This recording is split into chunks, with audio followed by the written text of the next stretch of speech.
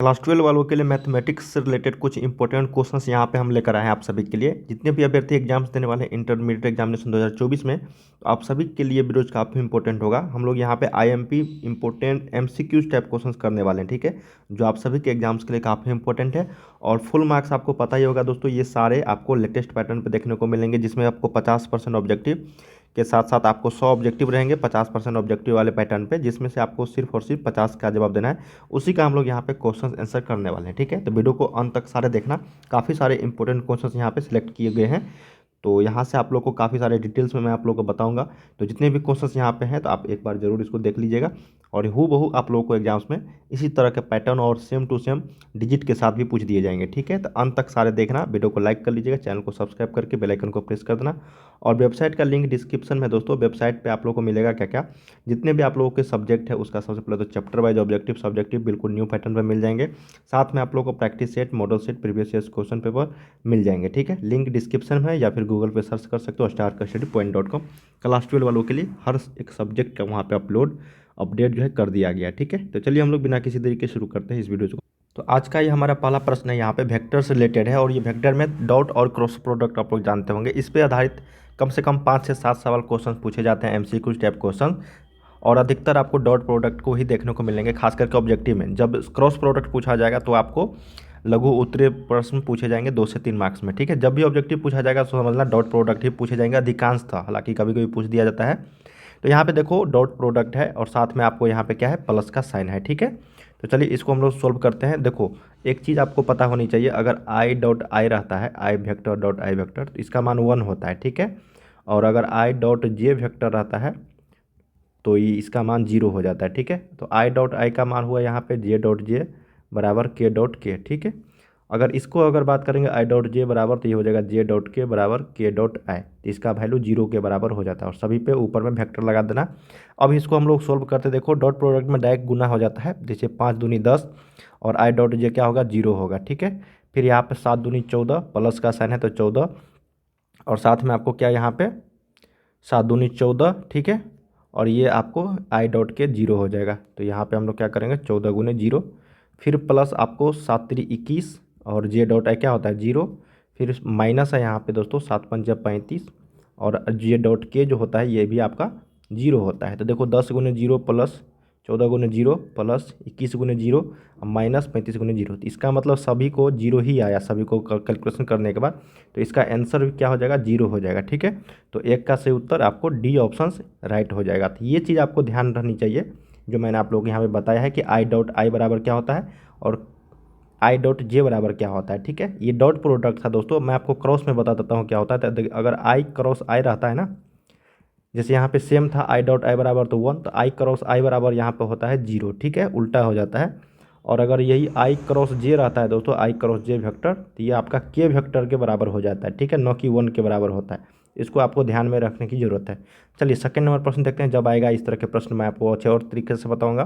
देखिए second number प्रश्न हमारा है कि डिफ्रेंशिएशन है। मैंने आपको कल के वीडियो में बताया था कि जब आपको कैलकुलस चैप्टर में घुसोगे तो वहाँ पे डिफ्रेंशिएशन, इंटीग्रेशन और साथ में डिफरेंशियल इक्वेशन, इससे कम से कम 30 से 40 ऑब्जेक्टिव रहते हैं, सिर्फ और सिर्फ आपके एग्जाम्स में 30 से 40 ऑब्जेक्टिव। और जो भी ऑब्जेक्टिव रहेंगे सिर्फ और सिर्फ आपको फार्मूला बेस्ड रहेंगे, सूत्र पे आधारित रहेंगे, ठीक है। इसलिए आपको सूत्र याद होनी चाहिए आप लोगों के लिए। तो मैंने आप लोगों को बताया था, देखो साइन एक्स का जो डिफ्रेंशिएशन होता है वो आपको क्या होता है दोस्तों, कॉस एक्स होता है। क्या होता है, कॉस एक्स।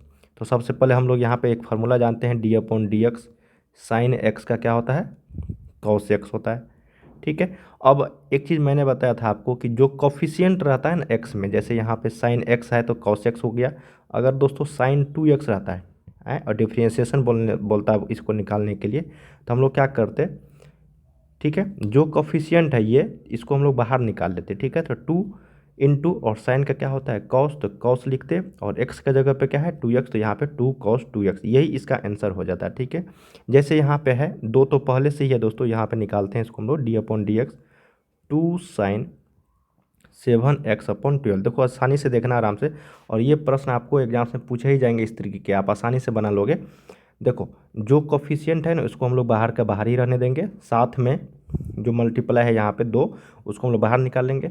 और जो x के जगह पे क्या है, यहाँ पे x के जगह पे क्या है दोस्तों 7x/12, 12 है, ठीक है। कोफिशिएंट यहाँ पे क्या है 7/12, ठीक है। एक्स को आप लोग छोड़ देना। 7/12 जो भी कोफिशिएंट यहाँ पे दिया है उसको बाहर निकाल लेना। जैसे यहाँ पे साइन के इस साइड, ठीक है ना, इस साइड लेकर आना, तो ये 2 × 7/12 हो जाएगा। अब बताओ साइन का क्या होता है कॉस, तो कॉस लिख देंगे। और जो एक्स के जगह पे है, एक्स के जगह पे क्या है 7x/12, तो 7x/12 लिख देंगे। बस यही आपका क्या हो गया आंसर हो गया। अगर इसको सजाना चाहो या फिर कैलकुलेशन करना चाहो तो ये 2×6 = 12, तो ये 7/6 हो जाएगा। इंटू ये आपका कॉस 7x/12, यही इसका क्या हो गया दोस्तों आंसर हो गया, ठीक है। समझ में आ रही है ना। ये ऑप्शन नंबर आपको सी में दिया गया है। बहुत ही सिंपल प्रश्न था।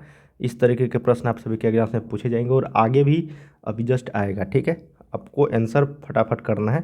देखिए 3rd नंबर प्रश्न आप यहाँ पे क्या कहा गया इसको समझो। सेम प्रश्न है, ठीक है ना। जैसे यहाँ पे साइन एक्स का क्या होता था dy/dx, ये होता था आपको कॉस एक्स। जब कॉस एक्स का निकालोगे वैल्यू, डिफ्रेंशिएशन याद होनी चाहिए सारी चीज़, sine tan cos cosec sec, ये सभी याद होनी चाहिए आप लोगों को। तो यहाँ पे कॉस एक्स का जो डिफ्रेंशिएशन होता है दोस्तों वो आपको माइनस साइन एक्स होता है। क्या होता है माइनस साइन एक्स, ये चीज़ आपको ध्यान में रहनी चाहिए।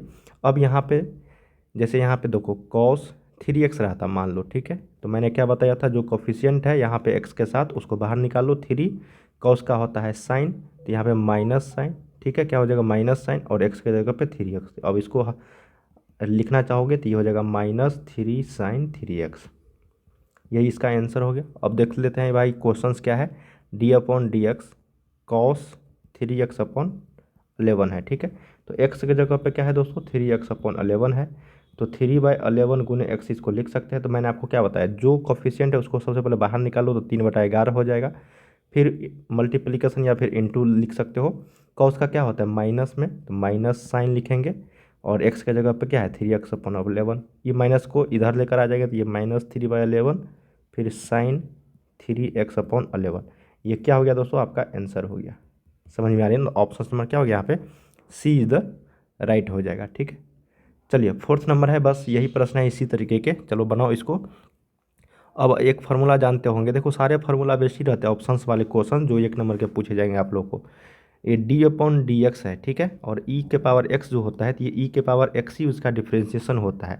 अब यहाँ पे पूछ दोगे कि सर अगर d/dx रहे, ठीक है, और अगर 3x रहे तब इसका वैल्यू क्या होगा। तो देखो जो 3 है ना इसको बाहर निकालो और e⁻3x, बस हो गया, यही इसका आंसर हो गया। अगर देखो यहाँ पे बोलोगे कि सर यहाँ पे कोफिशिएंट क्यों नहीं आया, तो e⁻x में नहीं कुछ है तो एक है ना आगे में, तो यहाँ पे 1ex लिखोगे तो e⁻x ही आएगा, इसलिए इसमें हम लोग नहीं लिखते हैं, ठीक है ना। तो ये आपको ध्यान में रहनी चाहिए। अब यहाँ पे देखो d/dx है e⁻5x/6 है, ठीक है। तो x के जगह पे क्या यहाँ पे क्या है 5x/6, ठीक है ना। तो 5/6 गुने x लिख सकते हैं इसको हम लोग। तो जो कोफिशिएंट है उसको क्या मैंने बोला बाहर निकालो, तो ये 5/6 हो जाएगा। इंटू e⁻ क्या होगा e⁻ दोस्तों जो x है 5x/6, यही इसका आंसर हो गया। क्या हो गया आंसर हो गया। ऑप्शन नंबर 4 का ए यहाँ पे करेक्ट हो जाएगा। बहुत ही सिंपल प्रश्न था। चलिए अब 5th नंबर बताना है d/dx 2x, क्या इसका मान होगा, ठीक है। तो देखो इसका जो मान हो जाएगा दोस्तों ये आपको d/dx, ठीक है, इंटू 2x का यहाँ पे डिफ्रेंशिएशन निकालना है, ठीक है ना। इसका मान हो जाएगा दोस्तों आपको 2x लॉग में आ जाएगा 2, ठीक है। यही इसका आंसर हो गया जो ऑप्शन नंबर सी में है। अगर इसी में d/dx, ठीक है, अगर आपको 3x रहता या फिर 5x रहता तो ये आपका हो जाता 3x लॉग में 3, ठीक है। समझ में आ रही है ना। इस तरीके के आपको इस सवाल को बनाना है। यहाँ पे 5 का सी उत्तर सही हो जाएगा। चलिए अगला प्रश्न देखते हैं 6 नंबर, ये बहुत ही इंपॉर्टेंट है। अगर x बराबर a cos थीटा है और y बराबर अगर b sin थीटा है तो dy/dx का वैल्यू क्या होगा। बहुत ही सिंपल है और ये पूछा जाता है, याद रख लेना। ये प्रश्न आपको रिपीटेड प्रश्न है, हर बार पूछा जाता है, ठीक है। कभी x बराबर a cos थीटा है ना, कभी a sin थीटा दे दिया जाएगा। इस पर आपको गौर करना है क्या यहाँ पर दिया गया है। तो dy/dx, ठीक है, हम लोग क्या करेंगे इसको निकालना है ना dy/dx को। तो हम लोग क्या करेंगे x बराबर a cos थीटा है, ठीक है। अब हम लोग क्या करेंगे दोनों ओर जो है इसका निकाल लेंगे डिफ्रेंसिएशन, ठीक है। जैसे यहाँ पे D x upon d theta करेंगे तो इसका क्या हो जाएगा दोस्तों, ये कॉस थीटा का क्या होता है माइनस में ना, तो ये हो जाएगा माइनस ए आपका साइन थीटा, ठीक है। अगर हम लोग y बराबर आपको बी साइन थीटा लिख दिया गया है, अगर इसमें हम लोग d y upon d theta करेंगे, डिफ्रेंशिएशन इसको करेंगे तो ये हो जाएगा आपका बी कॉस थीटा। क्या हो जाएगा, बी कॉस थीटा। समझ में आ रही ना, क्योंकि साइन का होता है कॉस, डिफ्रेंशिएशन अभी जस्ट हम लोगों ने पढ़ा है। अब हम लोगों से पूछा है d y upon d theta, तो हम लोग क्या करेंगे, इस समीकरण को 1 मान लेते हैं और इस समीकरण को 2 मान लेते हैं, ठीक है, मान लिया। अब देखो d y upon d theta निकालना है, d y upon d x, तो समीकरण 2 में क्या करते हैं, समीकरण 1 से भाग दे देते हैं, ठीक है। इसी में कभी कभी d x upon d y upon d x, इसको भी ध्यान में रखने की जरूरत है, क्या आखिर पूछा गया है। तो हमको डी वाई ऊपर में लिखना है, तो d y upon d theta, ठीक है, d y upon d theta बराबर कितना है आपका बी कॉस थीटा, है ना, बी कॉस थीटा। बट्टा में यहाँ पे क्या है दोस्तों, d x upon d theta, और बट्टा में यहाँ पे क्या है आपको माइनस ए साइन थीटा। तो डी थीटा से डी थीटा गया तो बचा क्या आपका d y upon d x बचा ना, डी थीटा से डी थीटा गया तो, और यहाँ पे माइनस में बी अपॉन ए, और कॉस थीटा को क्या लिखेंगे, कॉस थीटा बटा साइन थीटा को कॉट थीटा होता है ना, कॉट थीटा। तो यही आपका क्या हो गया, आंसर हो गया minus b upon a cot theta, जो ऑप्शन नंबर आपका बी में है, यही इसका क्या हो गया, राइट हो गया। तो d y upon d x हो जाएगा minus b upon a cot theta. समझ में आ रही ना, अगर नहीं समझ में आया तो एक बार ज़रूर देख लेना। सबसे पहले हम लोग क्या करेंगे, इसको डिफ्रेंशिएशन करेंगे d x upon d upon d theta करके थीटा के रिस्पेक्ट में, तो ये आपका डिफ्रेंशिएशन हो जाएगा। फिर d y upon d theta करेंगे तो ये इसका आपको बी साइन थीटा का डिफ्रेंशिएशन हो जाएगा। उसके बाद d y upon d x देख लेना है कि किस समीकरण में कौन सा पहले है, तो उसको भाग दे के निकाल लेंगे, ठीक है ना। 6 का बी राइट आंसर हो जाएगा।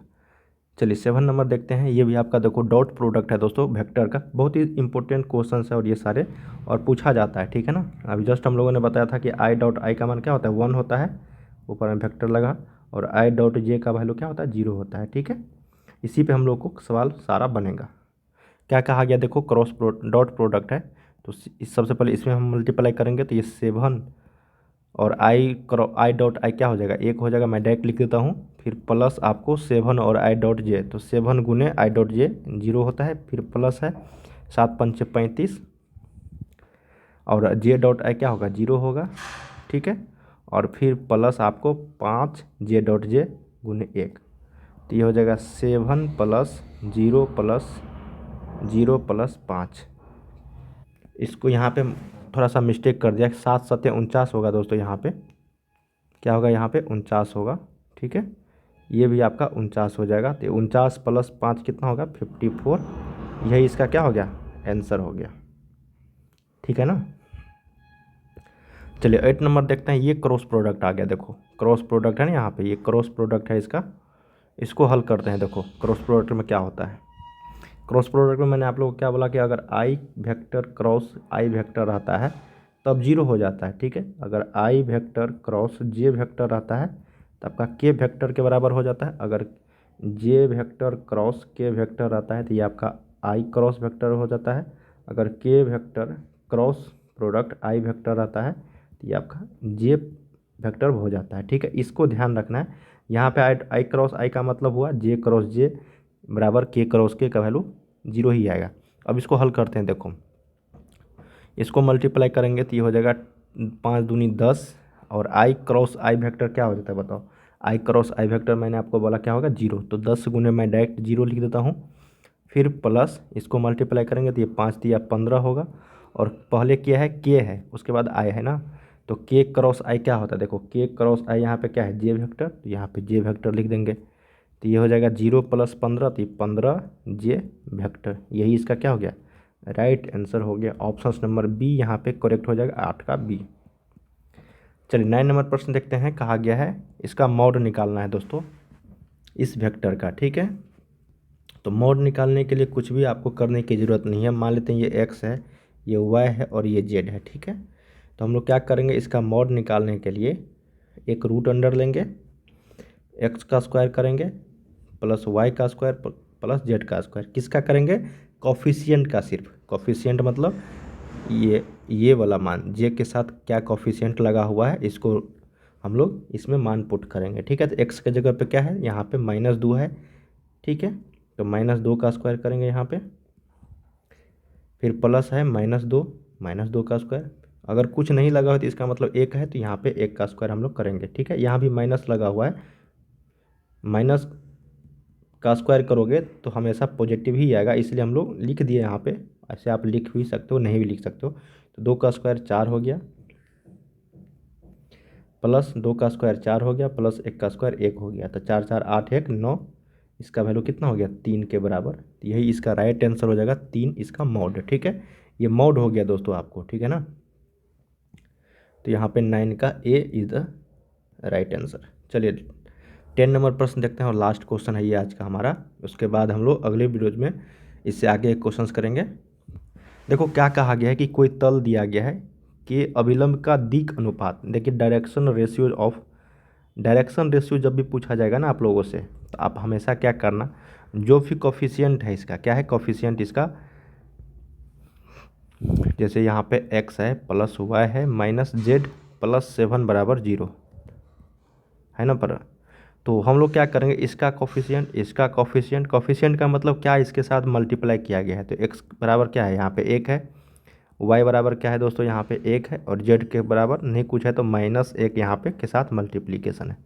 तो दिक् अनुपात या फिर डायरेक्शन रेशियो अगर पूछा जाए किसी भी तल का समीकरण दे के, तो आपको बस x, y, z का मान निकाल लेना है। तो यहाँ पे हो जाएगा 1 1 -1, यही इसका क्या हो गया आंसर हो गया। ऑप्शन नंबर आपको b is the right answer correct हो जाएगा। ठीक है, तो दोस्तों हम लोगों ने यहाँ पे 1 से लेके 10 तक क्वेश्चंस किए, जो आप सभी के मैथमेटिक्स एग्ज़ाम के लिए काफ़ी इंपॉर्टेंट थे, क्लास 12 वालों के लिए।